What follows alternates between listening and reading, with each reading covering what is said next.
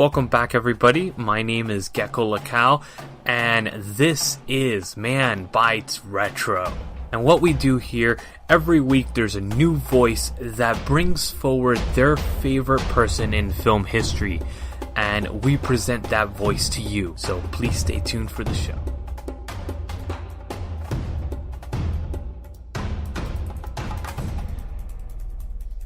So what happens when a African prince decides to suddenly go to New York and explore his sexual options in his queen?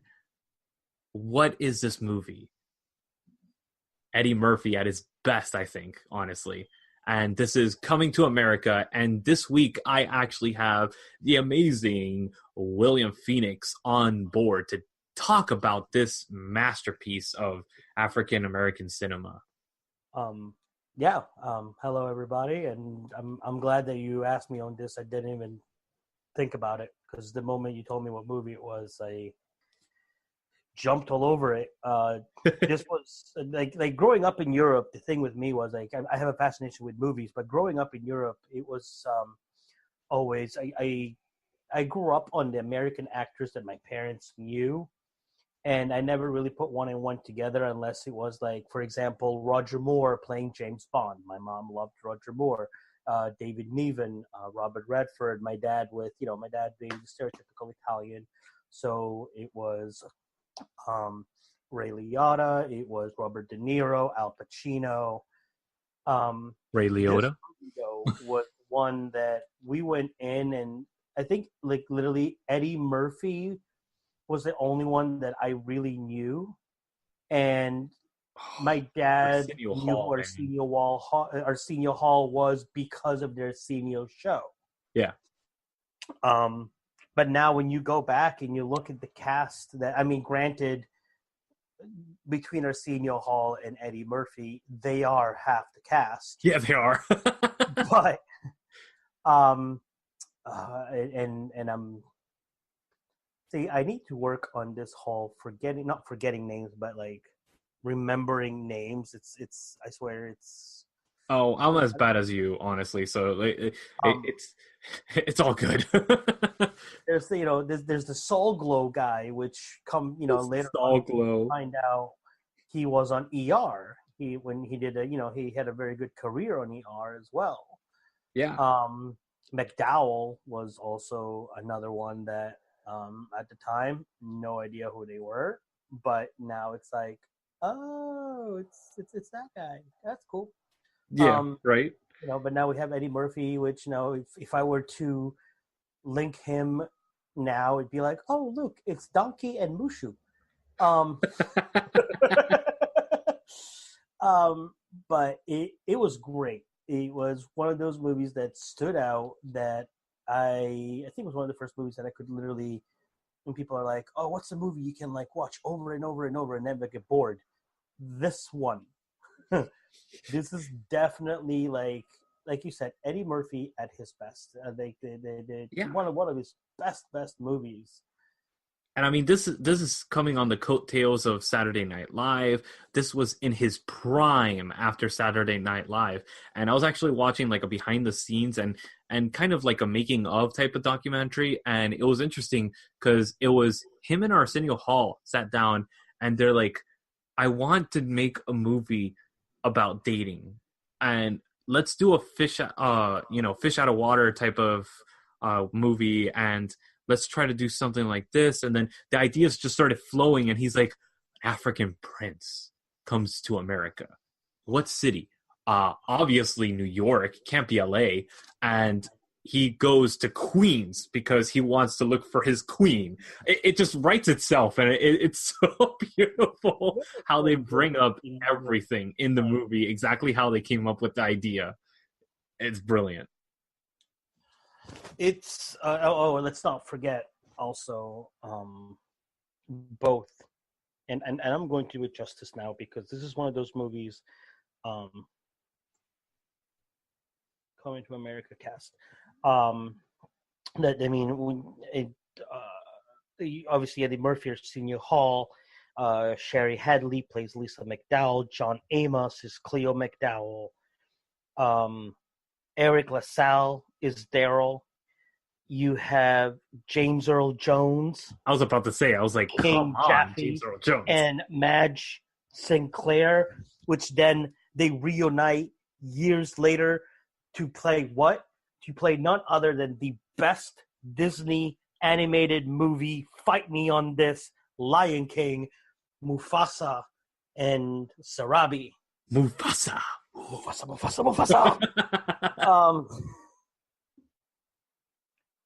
So, yeah, this. I mean, honestly, it's the reason we're bringing up this movie is because obviously it's the beginning of it's Black History Month, and this is literally one of the first movies that it is an all black cast. I mean, literally all black cast. Besides the director, that is the only speck of whiteness there is in this movie, and cast the crew and stuff like that randomly. But it's the big majority is African American, and it is phenomenal because people say, "Oh, there's not that many great African American movies and all this stuff," and I'm like, "Yo, you know how hard it is to limit 4 movies to this month because there's so many great ones, and this was one of the first ones that came to mind." Name the 2, and this one I knew without even looking, but I wanted to double check. Name the 2 future famous actors. One of them you barely see, and the other one is his first speaking role that appear in this movie, which we've all come to know and love. Probably Cuba Gooding Jr. That's the one I thought you were going to miss. So if you got him, you're definitely going to get the other one. I don't know. Who else? Oh, come on. Now I'm going through the cast. I'm like, hold on a second. Samuel L. Jackson? No cheating. Huh? Samuel L. Jackson? Yes. He holds up McDowell's. Oh, yeah, that's right. He walks in with the shotgun. He's like, what? Fuck you. And he drops his first motherfucker ever in a movie. One of many amazing drops. And then he gets taken out by Arsenio Hall. It's like, don't move, you rhinoceros peasant. Like, okay. That just happened. It did. I completely forgot that Samuel L. Jackson was in this. I had to look it up on IMDb. But I remember Cuba Gooding Jr. How random is that? Huh? How random is that? I remember Cuba Gooding Jr., but now it's Samuel L. Jackson. Because Cuba Gooding Jr. doesn't actually talk. He's sitting there getting a haircut. Because like if you look at the credits, it literally says "boy getting haircut." That's funny. Yeah. I don't know why I remember him out of all of them, but yeah, like let's talk about that. Just the brilliant writing in this film. I mean, the lines, the comedic chops that are in this movie. I mean, like I say, like I don't know if they would be like brilliant, but the comedy. Well, that's what I'm talking about. It's just fun dialogue. It's real dialogue. It's stuff that's intellectual. It's not like downplayed, and that's a big thing in the 80s because remember, a lot of this is coming right after the Black exploitation movement, which the dialogue was pretty pathetic and pretty like horrific. This film is one of the first films that, if it wasn't for this film, we probably wouldn't have Fresh Prince of Bel-Air. We wouldn't have these shows that have like these Family Matters and all these other shows that have like this respectable African-American family. So it kind of gave the free reign to actually have somebody that's respectable in an African-American lead position in a film or a show. Because we always had like Sanford and Son, but it was always kind of like, oh, working class, lower class. That's it. There was never really upper echelon, African Americans in movies, which sucks because there's so many, especially back then. They just never got a movie until this came out in '88.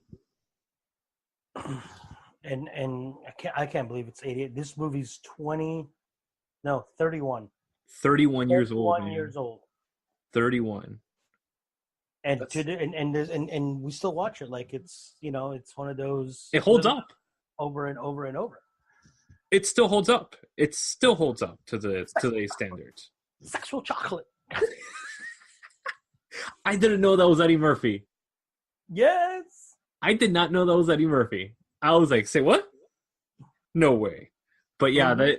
and Eddie Murphy does the first time that they play this trope since what do you call it, Peter Sellers in Doctor Strangelove playing multiple roles in a film.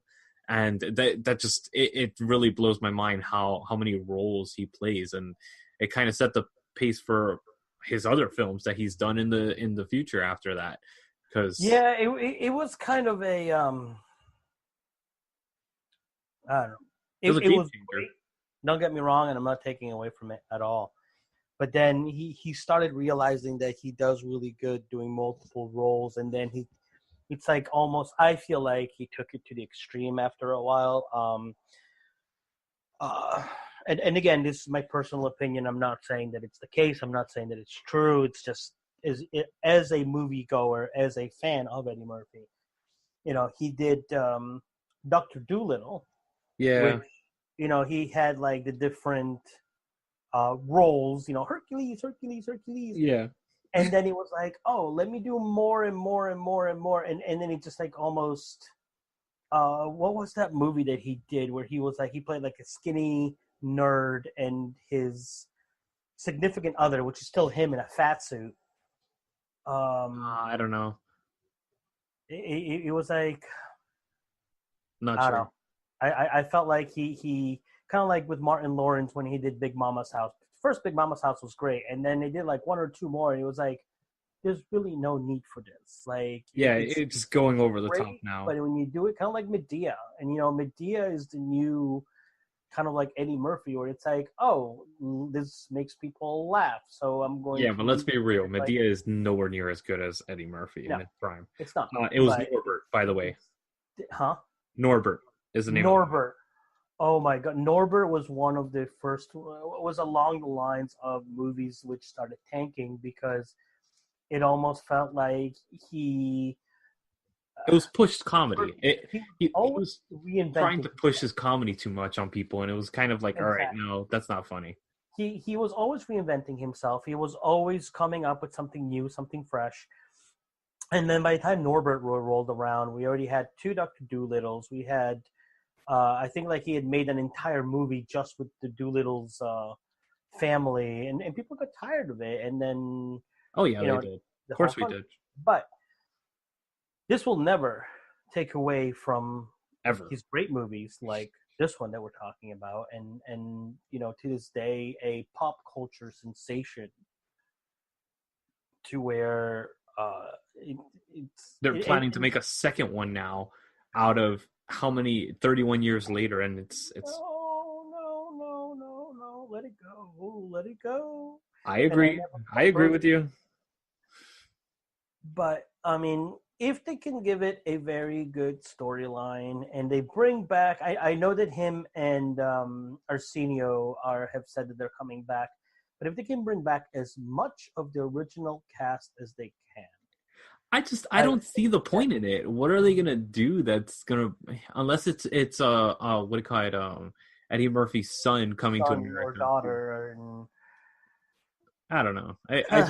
I don't see why they need to do it. It's perfect the way it is. Leave things alone.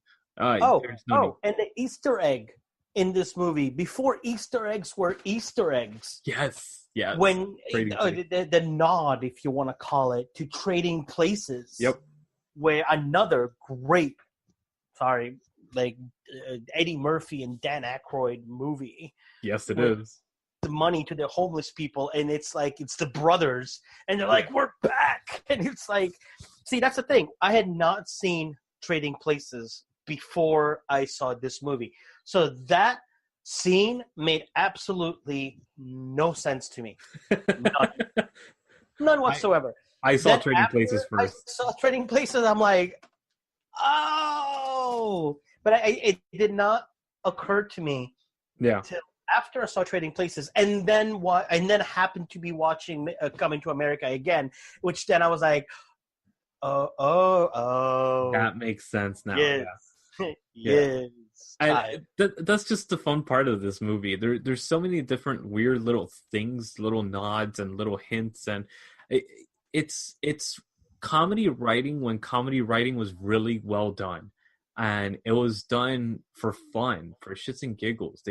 This movie now wouldn't fly in so many different ways. It's totally not a PC movie at all.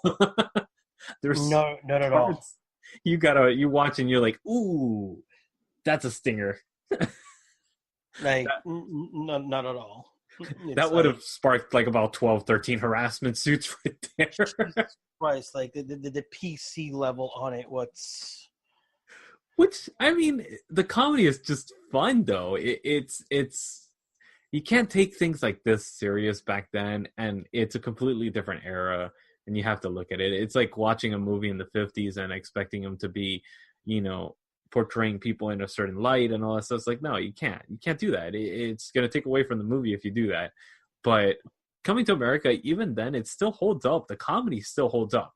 There's no like a lot of comedy back then, especially, it was kind of oriented towards current events and stuff like that, things that pop culture of the time, which even now comedy does that. Most comedy movies do that. And the problem with that is that it becomes old and people don't know what the hell you're talking about. So then it falls out of the zeitgeist because it's not relevant anymore. And that is true, and I think that's what keeps it. It's as we keep saying, as unpolitically correct as it is, that's what keeps this movie going through the ages. It's that the storyline. I mean, yeah, we're not like kings and queens of an African country, but we all have gone through the girl that is out of our league, or that we feel is out of our league, contending with whoever else is trying to get the girl's heart, and then trying to please the father. Yeah, exactly. I mean, it helps when you literally, Lisa, he has his own money. And when I mean he has his own money, the boy has his own money. I mean, we'll never get our own money like that, but that's it's incredible because it really does fall to it is 100%. It's real life, and that's what Eddie Murphy and Arsenio were trying to do when they wrote the script, was because they wanted to make it based off of them trying to date, the dating game, and all the stuff that they did and encountered, and all the crazy things that happen. And just imagine dating somebody that you're dirt poor. Imagine if you were rich. Imagine if you were a prince and you're trying to hide the fact that you're a prince. And what would you do? How would you go about that? And Eddie Murphy's character, he downplays himself.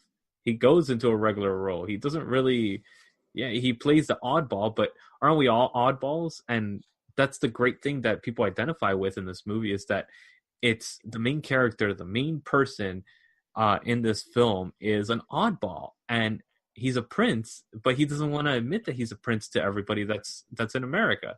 So he's just going and dating as this weird, odd character that's just so amazing, because he's such a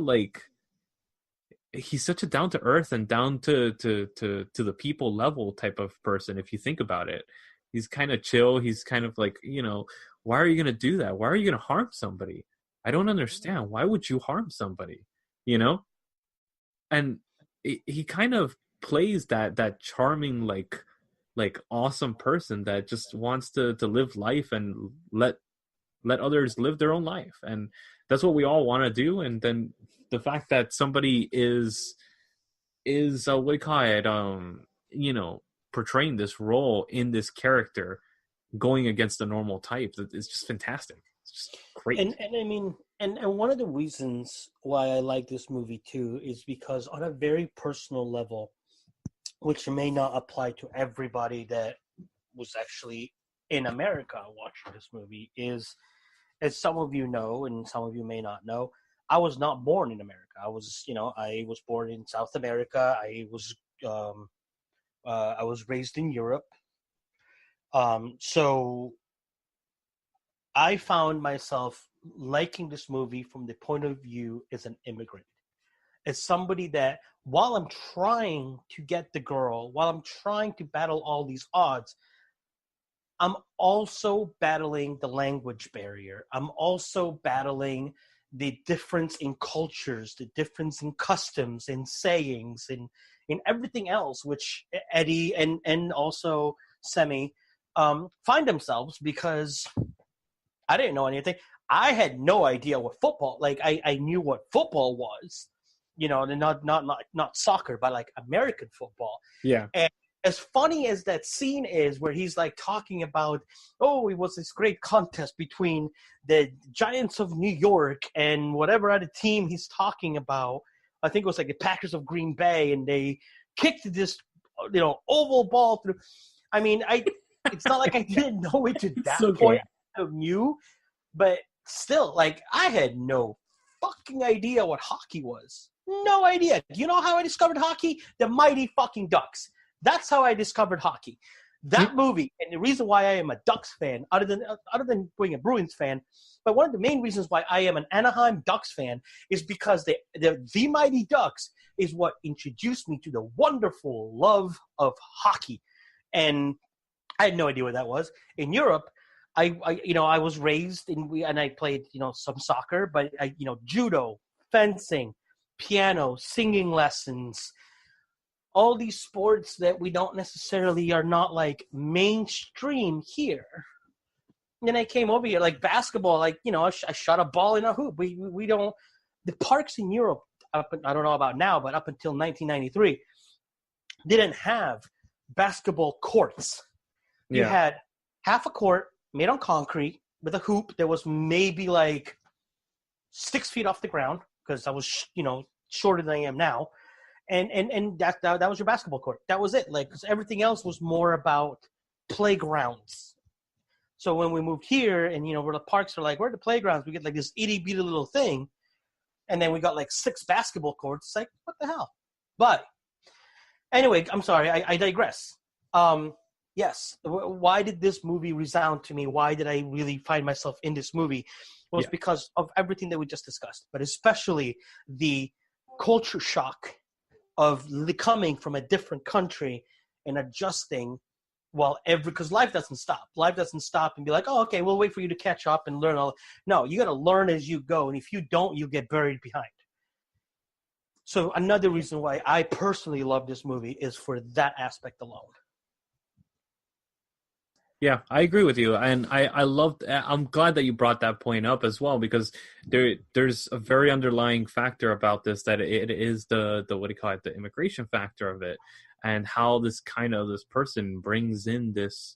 He kind of comes from outside, and that's what makes it a fish out of water type of thing, and it's interesting to see how an immigrant tries to integrate into society, modern society. And it's very fascinating to see that in an African American movie, because it's not something that was really ever touched upon. They really don't do fish out of water movies. It's usually like somebody, African Americans, not Africans, that are coming over. So it's interesting seeing that point of view, that even amongst that community there is division, and that division of like, oh, what you talking about? And it's just his interactions with other people is hilarious and just completely over the top and pretty extreme and just fun. It's so interesting when he's having that conversation with with himself, the Jewish person at the barber shop. It is hilarious. That oh my god, that scene. And I found out that the reason they made the film was because of that part. Did you know that? Oh my god, that was great. Huh? The reason they made that movie was because when they were going to pitch the story, he's like, all right, let's do a makeup test. And he did the whole makeup test for that Jewish character. And he goes, all right, you're going to go and meet the what do you call it? We're going to the head of the studio. And if you could fake him out with that accent, then I guarantee you he's going to give you whatever you want. So they went to the head of the studio, and Eddie Murphy was acting like the character, and he's like, why'd you bring me this schmuck? And then Eddie Murphy starts talking like Eddie Murphy, and he's like, The guy was like completely floored and left like completely speechless. And they gave him like full like do what you want. Go ahead. And it shows. It shows that they gave him whatever they wanted because look how brilliant the film portrays these characters, and the comedy is just it's original. It's not tampered with. It's not. There's no holds bar on this film, and it's so well done when it comes to that. I mean, just the history that went behind, like the history, but like the everything that. It's one of those movies that I'm glad it came out when it came out because it did not get ruined by like internet and by spoilers. It was that's one thing that I miss about the past, that Yep. we were allowed to have surprises. We didn't know what was coming. We didn't know the next big thing. It was just like, oh, we were pleasantly surprised. Now you release a trailer and within an hour or two, I swear, there's 3-4 YouTube videos about the breakdown of that and stipulations and maybes, and it's like, can we just not enjoy it? And I can only imagine had that happened back then, or Oh yeah. Yeah.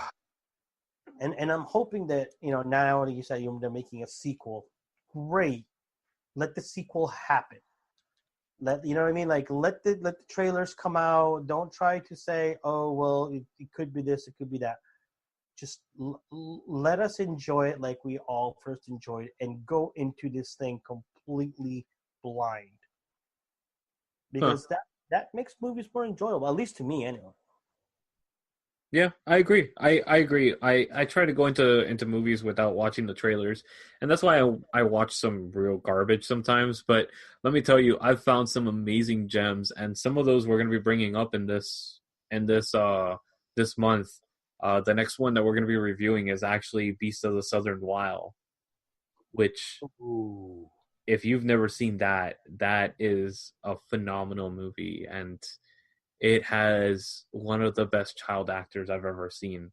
And it's such an underappreciated film. And we're actually doing something a little bit different for retro for this movie, because we're going to be splitting it up into two. We're going into a male point of view and a female point of view, and kind of break it down and see where different aspects of the film are shown to the audiences, which is pretty cool. But William, did you have anything else that you wanted to close out on this particular episode? No, I mean, if you haven't seen this movie, you need to see this movie, and it's one of those. There is no ifs, ands, or buts. Whether you're into comedy, whether you're into movie making, whether you're into whatever it may be, even makeup, because the makeup alone is phenomenal in this movie. Yes, it is. Watch this movie. It's a must. No ifs, ands, or no ifs, ands, or buts. But this is 10 out of 10 all around. There's really nothing that I would say, oh, well, if they would have done this different or that different.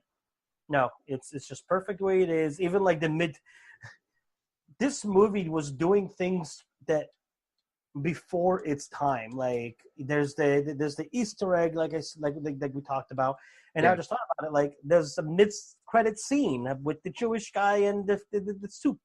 Yeah, and it's like there's a lot of firsts. There's a lot of firsts in comedy, huh?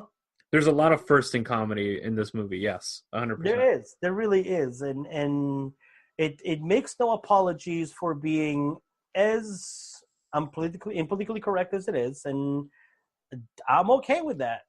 I'm totally okay with that, because that's what made Eddie Murphy and Arsenio Hall who they were at that time. And I don't think that they would have been able to bring us gems like this had it been done now. This is another thing where I'm like, God, I really hope they don't make a sequel, because if they make a sequel, they really need to make it along the lines of how it was. And which they won't be able to do because of the politically correct culture we live in. Exactly. And it's going to be too offensive to millennium. No, please, just let them be. But, I mean, You know me. I always wait and give everything the benefit of the doubt. Oh yeah, yeah. I'll watch it because I mean, especially if it's Arsenio Hall and Eddie Murphy coming back, especially if both of them are coming back. Yeah, I'm down, but I'm gonna be very skeptical going into it. But no, 100%. I think that this movie, for me, it's probably I want to give it an 8.5, almost a 9. Okay, let's go to 9. Yeah, it's honestly closer to 9 probably. Because it's a very enjoyable film, but it has this kind of it's a comedy, and a lot of comedies have their little, quarrels that I have with. But whatever, I really enjoy this movie, and yes, it is well worth your time. The only place that this one's streaming on right now is actually on Stars on Amazon Prime. So if you have Stars streaming network through Amazon, then you're able to watch it through there. It's not on anything else. It was on Netflix for a very long time, but it's gone. So thank you, William, for joining us on this amazing episode of Man Bites Retro, and first time you're on this show, which is amazing. I appreciate that. Thank you very much, and looking forward to a lot more. Oh yeah, definitely. And of course, please check out our other content. On Mondays, we drop Doctor Who in Review, which is basically an analysis of Doctor Who with Diversely Geek as our joint endeavor, if you may. And on Fridays we drop our show, which is Brandon, William, and myself, and it is called Man Bites Film, and this is basically our bar version of movie discussion. This is the conversation that you have with your three best friends at a bar about movies and just talking crap, and we get out some really cool insight on the movies and all that stuff too. So please subscribe, comment, add to the community, and join us on Facebook for all our additional content that we put up. And stay tuned for more things that we're going to be posting. We'll see you guys next week for another episode of Man Bites Retro.